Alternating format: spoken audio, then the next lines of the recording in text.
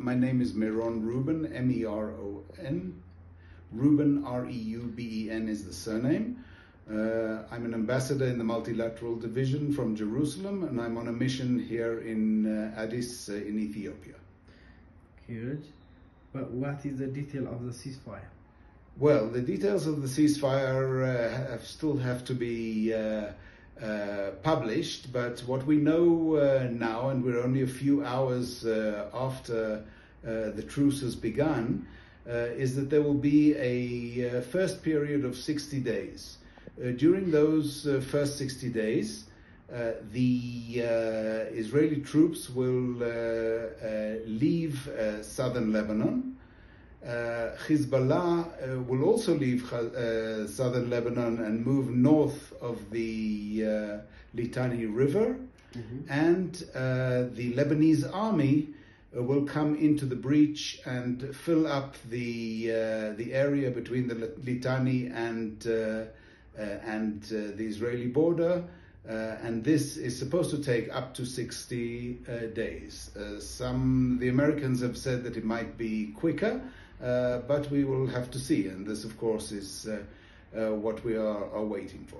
The UNIFIL troops that are already in South Lebanon will continue to be in South Lebanon, and they will work in conjunction with the Lebanese army. As well, there will be a mechanism with both the United States and France participating to make sure that Hezbollah does move forward and doesn't come back into southern Lebanon. Okay. Second question is how you implement it. Well, the implementation, first and foremost, is a truce, which means that no more fighting will go on, and the Israeli troops will begin withdrawing, actually in the next few days, from some of their positions in southern Lebanon. And as the Israeli troops withdraw, so, as I said before, the Lebanese army will be moving in and taking over positions throughout South Lebanon. A few thousand troops from the Lebanese army will be filling in the area. I have seen reports that maybe up to 10,000 Lebanese troops will come into southern Lebanon. Third question, what about the fate of war with Hamas? Well, one of the important things about the truce with Lebanon and with Hezbollah is that it disconnects the two battle areas. Because as we know, when the Hamas terrorists attacked Israel from the Gaza Strip on the 7th of October 2023, Hezbollah on the 8th of October started firing missiles into the state of Israel without provocation from us, in so-called support of Hamas, who were fighting around the Gaza Strip.